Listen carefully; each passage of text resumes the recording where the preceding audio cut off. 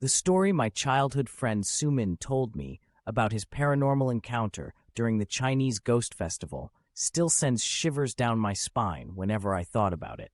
It was during the month of the seventh lunar month when the gate of Hades was believed to be opened and the spirits of the deceased would roam our world. Sumin was only 10 years old at the time, staying at his grandparents' house in the countryside with his family. One day, Sumin and his mom went out for a stroll in the nearby areas. As they walked down the unpaved country road, passing by farmlands and rice paddies, Sumin saw a lady beckoning to him from behind a dirt mound in the distance. His mom saw nothing and urged him to keep walking, warning him not to pay attention to anyone strange during the ghost festival. That night, Sumin had a vivid dream. He remembered being awake in the living room where he and his parents slept on a bamboo mat that was laid on the floor. He saw shadows of people passed by outside the window through the curtain, illuminated by the moonlight. He heard a lot of talking outside, which sounded like a bustling market.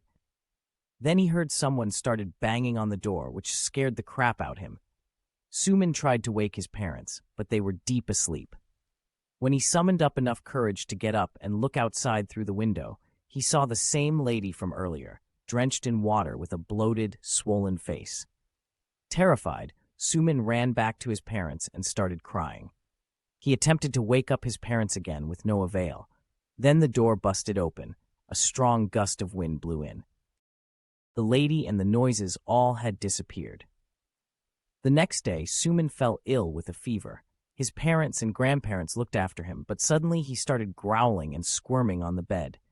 They knew he had likely been possessed.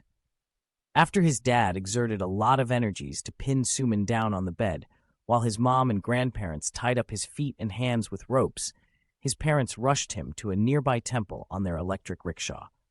The Taoist monk from the temple performed a cleansing ritual and gave Sumin an amulet for protection.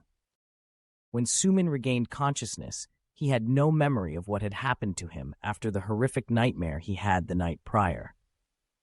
I couldn't shake the feeling of unease that lingered after hearing Sumin's story. The idea of being possessed by a spirit was something out of a nightmare.